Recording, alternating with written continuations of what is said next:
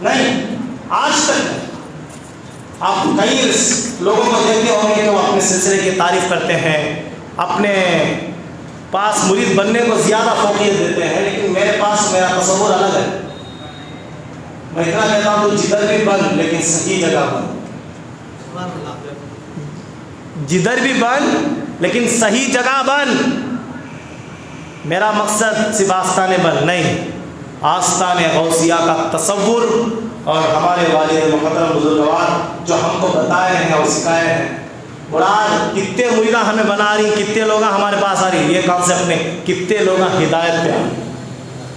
تو ہمارے پاس مرید بنا یا نہیں بنا یہ دیٹ از نو میٹر، تو کسی کے پاس مرید بن لیکن ہدایت پہ آ رہا کہ نہیں آ رہا، سمجھ میں؟ یہ ہماری طبیعت ہے، اور ہم کو یہی کہا گیا، ہم یہی بھی جہاں جاتے ہیں سیرت تان کے بولتے ہیں بھائی تو ہمارے پاس مرید بننا ہے، ضرورت نہیں ہے کہیں بھی میرے پاس، کس کے پاس بننا چاہتا ہے بن، لیکن اسی لیے میں بولتا ہوں یہ 4 چیزیں جس کے اندر ہے دیکھ کر بن۔ حالانکہ مرشد کے اقسام میں سے 11 اقسام ہے، میں صرف جو مین بیسک ہے وہ بتا رہا ہوں۔ یہ 4 اقسام: شریعت کا پابند ہو، صحیح العقیدہ ہو، علم رکھتا ہو کہ اپنے ضرورت کے مسائل بھی ادا کرے، 4واں آ کر کیا ہے؟ سید ہو۔ کیا ہے؟ اگر صرف بحالت مجبوری سید نہیں ہے، اور جو بزرگ آپ کو ملے ہیں ماشاءاللہ وہ باکمال حیثیت رکھتے ہیں تو الحمدللہ بن جائیے، لیکن یاد رکھو حضرت جتنے باہر آپ سلاسل میں مرید بنیں گے، دائرے ادب کے ساتھ میں بات کہتا ہوں، جتنے بھی سلاسل میں آپ مرید بنیں گے یہ سارے کے سارے آ کر ختم ہوتے ہیں عبد القادر کی چوکھٹ پر۔ کیوں؟ گھر والا ہوتا ہے۔ ابو بکر کا مقام جتنا بھی بڑا ہو، عمر ابن خطاب کا مقام جتنا بھی بڑا ہو، عثمان ابن عفان کا مقام جتنا بڑا ہو، طلحہ لے لو، زبیر لے لو، ابو ہریرہ لے لو، چاہے ان تمام صحابہ رضی اللہ تعالی علیہم اجمعین کا مقام جتنا بھی بڑا ہو، خلفائے راشدین بھی ہو، وہ سارے کے سارے جہاں آ کر رک جاتے ہیں وہ مصطفیٰ کی طاقت ہے۔ یہ ایک میرا علی ہے جو میرے مصطفیٰ کے گھر میں بنا اجازت گھس جاتا ہے۔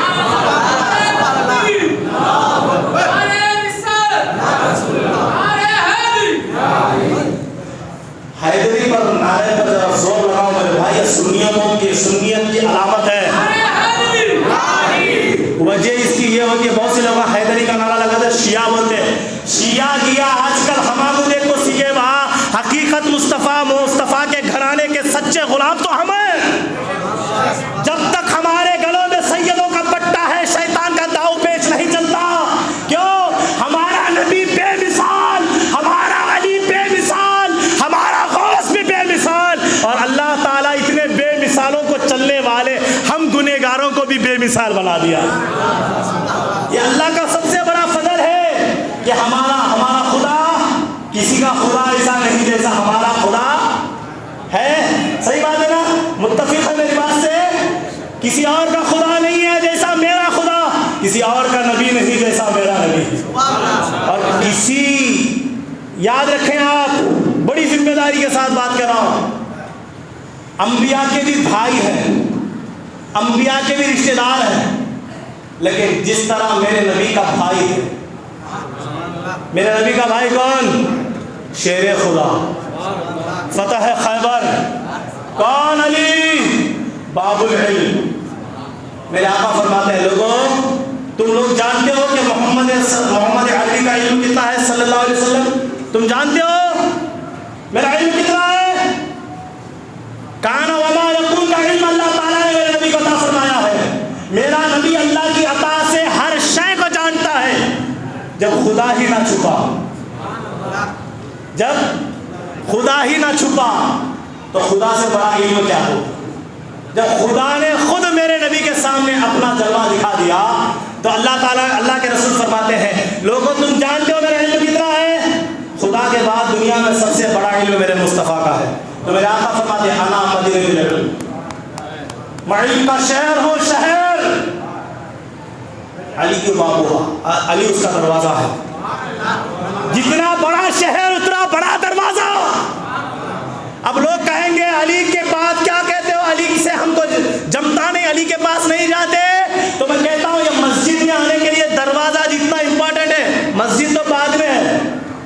اور مسجد کے چار طرف سے دیوار یہ چڑھا دیا جائے تو مسجد میں آیا نہیں جاتا. مسجد میں آنے کے لیے دروازے سے آنا جاتا ہے.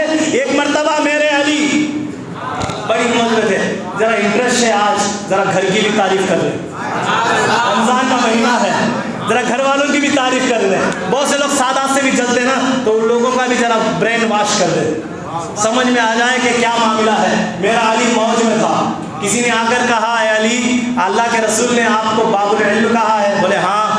اور مولا علی نے فرمایا تم بس اتنا ہی جانتے, حضور سے ایک بار ملنے کے لیے مجھ سے 2 بار ملنا پڑتا ہے. اب صحابہ گئے حضور کی بارگاہ میں, بولے بندہ نواز, مولا علی اس طرح فرما رہے ہیں کہ آپ سے 1 بار ملنے کے لیے مجھ سے 2 بار ملنا پڑتا ہے. مصطفیٰ مسکرائے, بولے علی کو بلاؤ.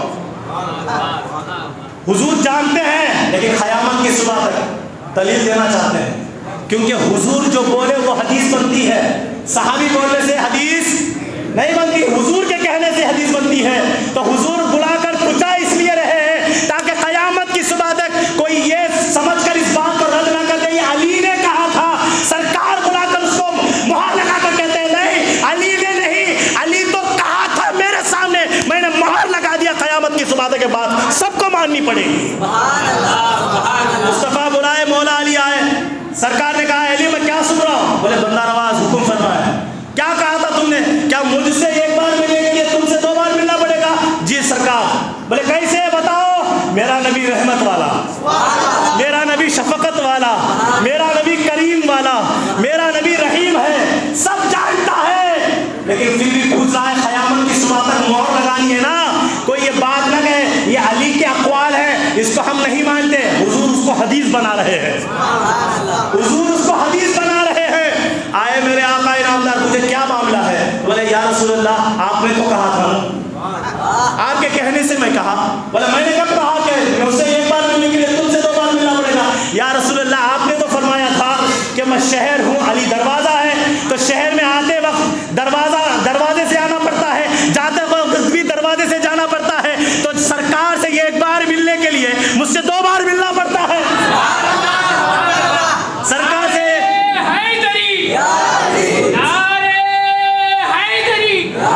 سرکار سے 1 بار ملنے کے لیے مجھ سے 2 بار ملنا پڑتا ہے. یا رسول اللہ میں دروازہ ہوں, دروازہ, آپ تو شہر ہے نا, تو آتے وقت بھی مجھ سے گزرنا پڑتا ہے, جاتے وقت بھی.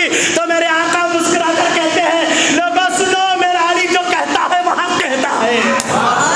اب جو لوگ علی سے نفرت کرتے ہو, جو لوگ علی کی اولاد سے نفرت کرتے ہو اور امید رکھتے ہیں کہ اللہ جنت دے گا, سن لو بیٹا, ذہن نشین یاد رکھو, رمضان کا مہینہ ہے, جمعہ کا دن ہے, یاد رکھو علی کے دشمنوں پر جنت حرام ہے.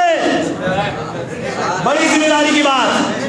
اب اور ایک بات بول دو, یہاں تک کمر ہی ٹوٹ جاتی. علی کے اولاد کے دشمنوں پر بھی جنت حرام ہے. آپ پوچھیں گے کیسے صاحب؟ تو سنو, میرے آقا فرماتے ہیں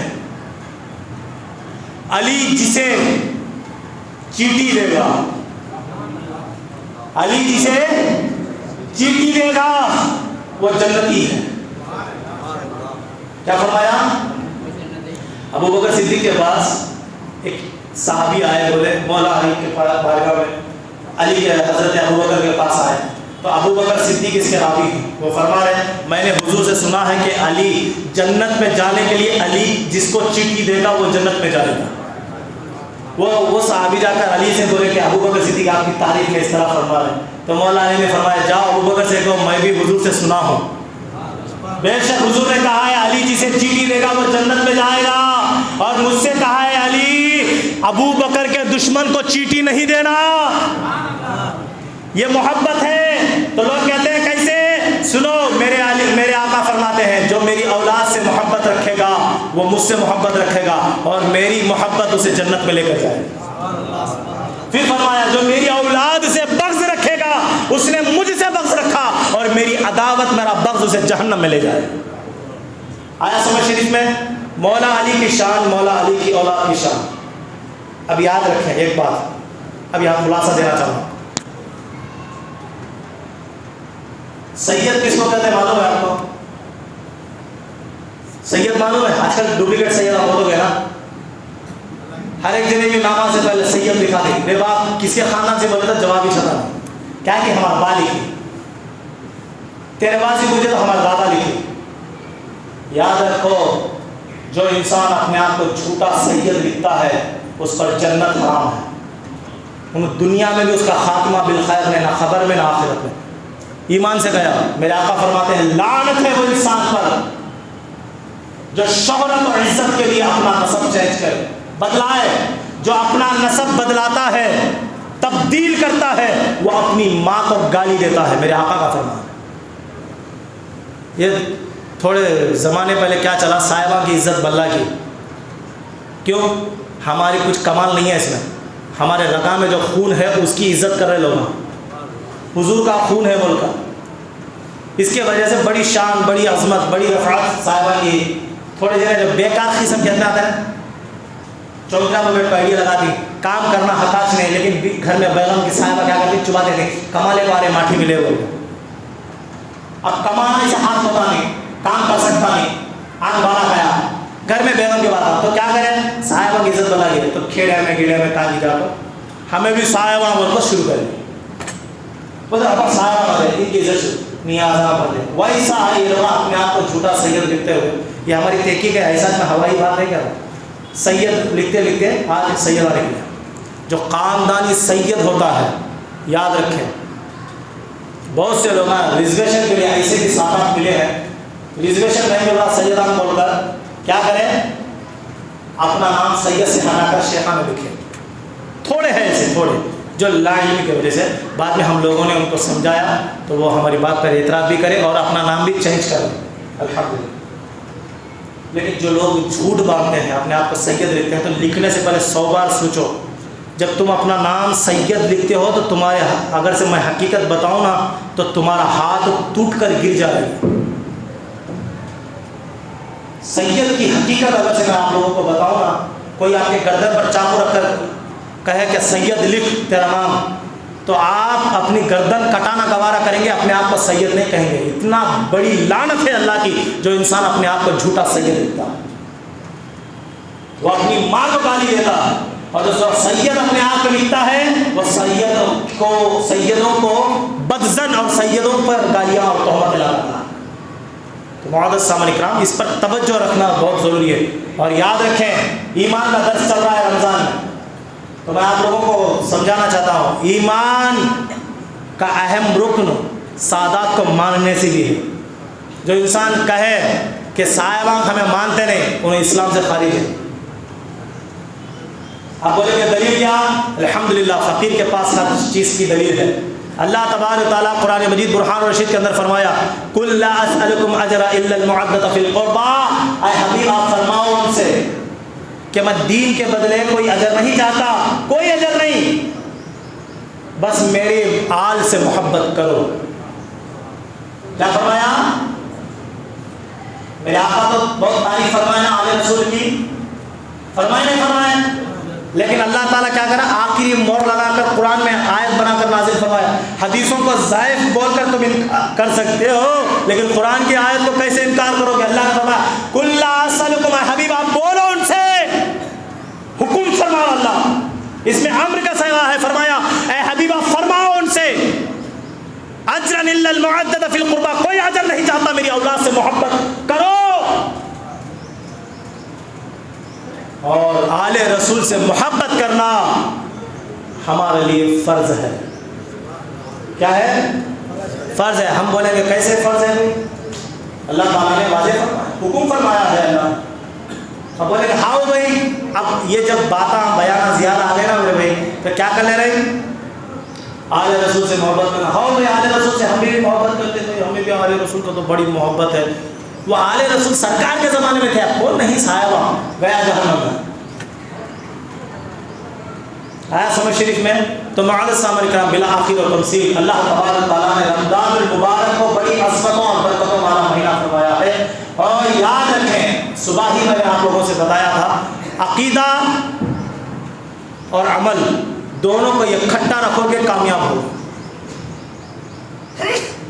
ہم خالی عمل پکڑ لیے تو بھی گمراہ، خالی عقیدہ پکڑ کر آگے نکل گئے تو بھی گمراہ. آیا سمجھ شریف میں عمل کے ساتھ ساتھ عقیدہ بھی ہونا، عقیدے کے ساتھ ساتھ عمل بھی ہونا. آیا سمجھ شریف میں. بڑی حضرت اب رمضان المبارک میں بہت سے لوگوں کو شکوک اور شبہات رہتے ہیں کہ رمضان میں روزے نہیں رکھتے. اب ہمارے خود کے مفتی اللہ ہو گئے, جب پیٹ میں نمڑا تو روزہ چھوڑاؤ دے, کئی بار روزہ نہیں چلا, تکلیف ایسا ہے اس کو نہیں. کیا تیری تکلیف واقعی شرعی عذر ہے جس کی وجہ سے تو روزہ چھوڑتا ہے؟ کسی صاحب علم سے پوچھا نہیں, ون ڈیسیشن. نماز کہیں پڑھتا ہے کرسی کو بیٹھ کو ذرا تکلیف ہے کمر میں, کیا تیرا عذر اتنا شرعی واقعی شرعی عذر ہے کہ تو نماز کرسی میں پڑھے گا تو ہو جائے گی؟ خود سے ڈیسیشنس, ہمیں گھر میں اون ڈیسیشنس کر کو دین میں بھی مداخلت کرنا چاہتا ہے. دین آسانی فراہم کرتا ہے, دین ہمارا حالت کو بھی انشاءاللہ نظر میں رکھ کر فیصلے فرماتا ہے, لیکن صاحب علم سے پوچھ کیا کریں کہ واقعی آپ ایسا آپ کی تکلیف ہے, بولے صاحب مجھے شوگر ہے, مجھے ایسا ایسا معاملہ ہے, کیا میں روزہ رکھ سکتا ہوں یا نہیں رکھ سکتا؟ اگر سے واقعی آپ کا شرعی عذر ہے تو آپ کے لیے روزہ معاف ہے. اگر سے زندگی میں کبھی آپ کی صحت اچھی ہوگی تو پھر آپ اس کی قضا رکھیں گے, فدیہ بھی نہیں دے سکتے روزے. فدیہ کب ہوگا؟ جب ڈاکٹر صاحب کہہ دیں اور شرعی عذر کے ساتھ کوئی مسند مفتی صاحب ہو, کوئی صاحب علم حیثیت شخصیت ہو, وہ آپ کو کہہ دیں کہ آپ کا شرعی عذر ہے, آپ زندگی میں کبھی روزہ نہیں رکھ سکتے. ڈاکٹرس نے بھی یہ اچھے مسند ڈاکٹر صاحب نے کہہ دیا کہ آپ زندگی میں کبھی روزہ نہیں رکھ سکتے, تو اس وقت آپ فدیہ دیں گے. اگر سے آپ فدیہ دے دیے, اس کے بعد آپ کی قدرتی طور پر اللہ کے فضل و کرم سے آپ کی طبیعت میں سدھار آ گیا تو آپ کے لیے قضا ہے کمپلسری. میرے آقا فرماتے ہیں, میں کسی انسان لوگوں کو بتا دوں کہ رمضان کے روزے کی فضیلت کیا ہے, کوئی جان بوجھ کر ایک روزہ چھوڑ دیتا ہے جان بوجھ کر, وہ پوری زندگی بھی اس کا کفارہ دے گا نا تو روزے کا کفارہ ادا نہیں ہوتا. رمضان کے روزے کا اتنا بڑا اہتمام ہے, لیکن ہم لوگوں کی نظر میں رمضان بڑا حقیقی سا نہیں, معمولی سا نہیں. آخرت کون دیکھے؟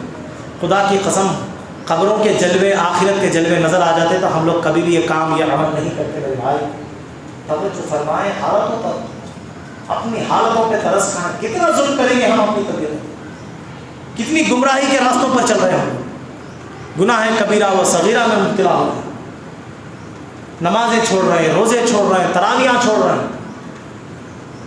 نوافل کی تو بات ہی چھوڑو, سنن جب ہم سے ادا نہیں ہو رہا ہے تو نوافل کہاں سے ادا ہوں؟ خدا اپنے ایمانوں کو سنبھالیں, اپنے عقائد کو درست کریں. میں آپ لوگوں سے ریکویسٹ کرتا ہوں, رمضان کو اتنا حقیر نہ سمجھو.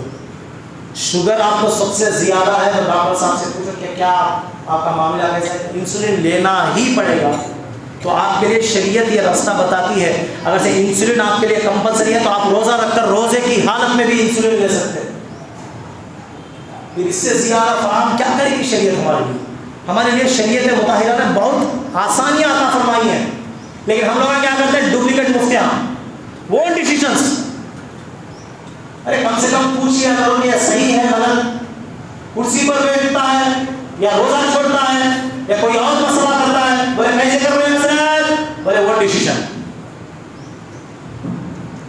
اس کی دلیل ہے نہیں صاحب یہ تکلیف ہے, تو خود تکلیف ہے بول کر روزہ چھوڑنے کا تو یہ حق نہیں ہے.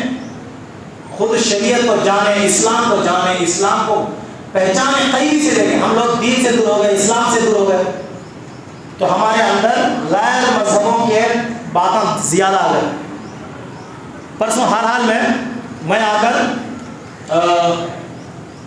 ایک جگہ گیا,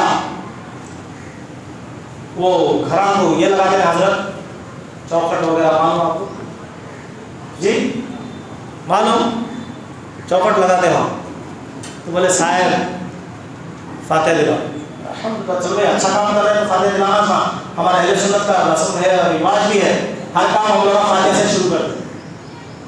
جا کے دیکھے بولے نیمبو کاٹو, ادھر پھینکو تو خیر اچھائی کے لیے, ہمیں بھی نیمبو اندر کو دیتی نظر بد کے لیے.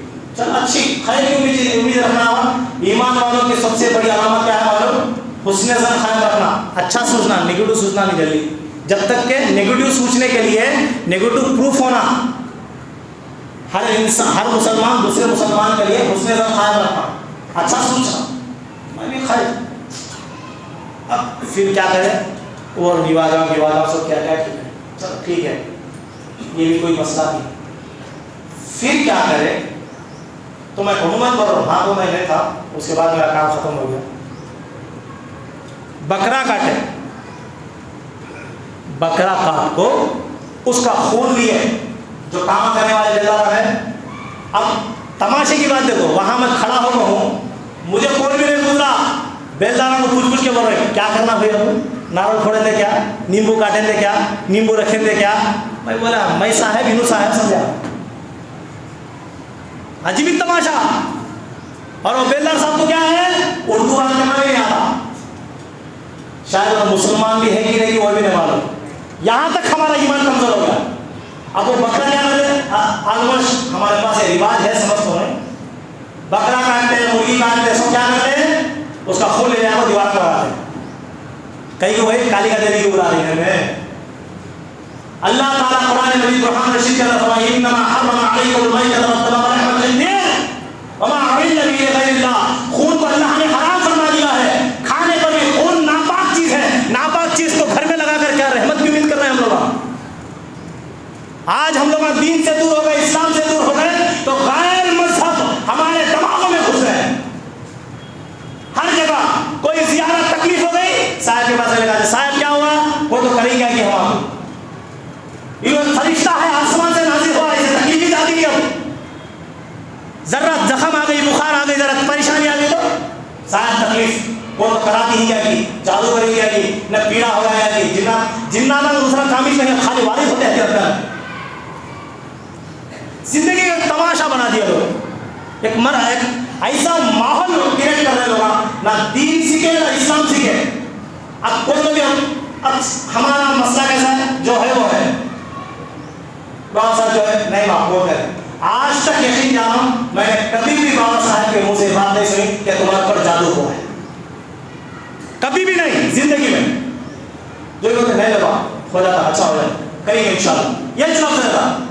کیا صاحب کریں گے تو کیا ہوتا، سیٹسفیکشن ہو جائے گا. کیا کس نے جانی یا لایا ملایا.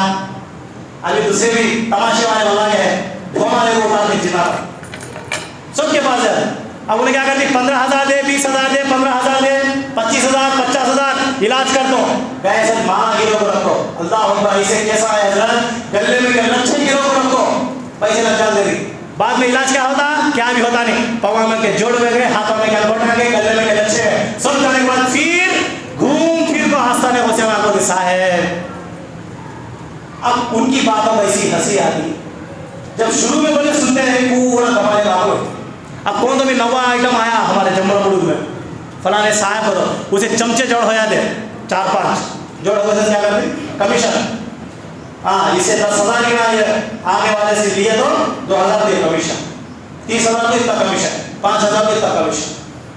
یہ سب ضرورت کیا پڑ رہی، نیمبو، یہ سب چیزاں، یہ تعویذاں، یہ پلیتیں، یہ ادمیاں، یہ جاہلا، کئی کو ہمارے ضرورت پڑ رہی کیونکہ ہمارے گھر میں قرآن کی تلاوت نہیں ہے. ہم لوگ نماز پڑھتے ہیں، منہ کھلا تو جھوٹ، عداوت، گالی گلوچ، گھر میں خالی ٹیاں، صبح اٹھے بس شام تک ناچ گانے بجانے. اب ایسے وہاں برکت دی گئی، سب دی گئی. آپ لوگ اللہ اس کے رسول کے دین کے خلاف کر کر، اللہ کے احکام کی نافرمانی کر کر، نمازاں چھوڑ کر، روزے چھوڑ کر اور ذکر و تحلیلات چھوڑ کر گھر میں شیاطین کے اصول قائم کریں گے، گالیوں سے لوگوں سے بات کریں گے، دھوکہ زنی اور شراب خوری اور زنا ایسے بڑے بڑے سنگین جرم کریں گے. اور ہمارے عادات ایسے ہیں کہ ہمارے پیسوں کو بیاج پر، سود پر روٹیشن کریں گے اور اللہ سے امید رکھتے ہیں کہ اللہ تعالیٰ ہمارے لیے برکت دے گا. اور ہم نماز نہیں پڑھیں گے، اللہ کی فرما برداری نہیں کریں گے، حضور کا کہنا نہیں مانیں گے، لیکن نیمبو لیے تو برکت آ جاتی. نیمبو گھر کو لگا کر کیا کریں، دنا دنا دنا اوپر آسمان میں رکا ہے، اللہ بولتا اے بندے، اے فرشتوں، اس کے گھر میں برکت مت کو لے جاؤ، نماز نہیں پڑھ رہا، روزہ نہیں رکھ رہا. اب یہ کیا کرتے ہیں عامل صاحب کے پاس، اچھے عاملہ کی بات نہیں کرو، ہمیں بھی عاملہ تھے حضرت. جو لوگوں نے میرے جاہل قسم کے ان کے پاس جاتی، بھائی 10,000 نقد کیا شکنا لے لے، یہاں پر نیمبو لینے کا لگا کر لٹکاتے ہوئے بڑھ بڑھ بڑھ بڑھ آسمان پھٹ جاتا، پھٹ گیا سب اوپر سے دم دم دم برکت آتا.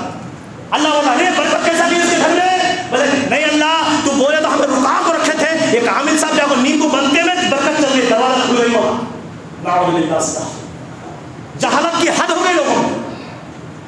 جب علم کی نافرمانیاں، علم سے دوری اور دین سے دوری ہو گئی تو ایسے حالت پر ہمارے گھروں میں اترنے میرے بھائی، یہ تمام حالتوں کو رد کریں اور اپنے ایمان کو قائم رکھیں، ایمان کو مضبوطی دیں، علم سیکھیں، دین سے وابستہ کہ ہمارے دین کو جاننا ہمارا حق ہے۔ طلب العلم فریضۃ علی کل مسلم و مسلمہ، علم کو سیکھیں، اتنا علم جو آپ کی ضرورت کے لیے روز مرہ کے لیے ضروری ہے وہ علم سیکھنے کی کوشش کریں، اپنی آخرت کو بچائیں، اپنی زندگی کو بچائیں۔ خدا را ایسے ماحولات میں جا کر اپنے زندگیوں کو، اپنے دماغوں کو، اپنے عقائد کو تباہ و برباد نہ کریں۔ اللہ کی رحمت سے امید ہے اللہ تعالیٰ جو بھی جان کر انجان مر کر جو بھی خطا گناہ غلطیاں کی ہیں اللہ تعالیٰ ہم سب کو معاف فرمائے اور صحیح راستوں پر چلنے کی توفیق عطا فرمائے۔ اے اللہ ہمارے دلوں میں ایمان کا جذبہ عطا فرما، اے اللہ ہمارے ایمان جو کمزور ہے اسے مضبوطی عطا تمنگی عطا فرما، اے اللہ ہماری زبانوں کو، ہماری نظروں کو، ہماری سماعتوں کو گناہ کبیرہ اور صغیرہ سننے سے اور بولنے سے محفوظ فرما، دیکھنے سے محفوظ فرما۔ اے اللہ ہمارے مسلمانوں کے گھروں کی حفاظت فرما، عزت و آبروؤں کی حفاظت فرما۔ اے اللہ ہم سب کے رمضان المبارک کے روزوں کو، عبادتوں کو قبول فرما۔ اے پاک پروردگار عالم جب ہمارا آخری وقت آئے تو مولا ایمان کی موت عطا فرما، بروز قیامت بلا حساب و کتاب جنت الفردوس میں داخل فرما۔ اے اللہ ہمارے والدین کی مغفرت و نجات فرما، اے اللہ ہماری والدین کی مغفرت و نجات فرما۔ اے اللہ جن کے والدین زندہ اور باحیات ہیں ان سب کو صحت یابی اور شفا کاملہ و عاجلہ عطا فرما۔ آمین۔ وآخر دعوانا الحمد للہ رب العالمین۔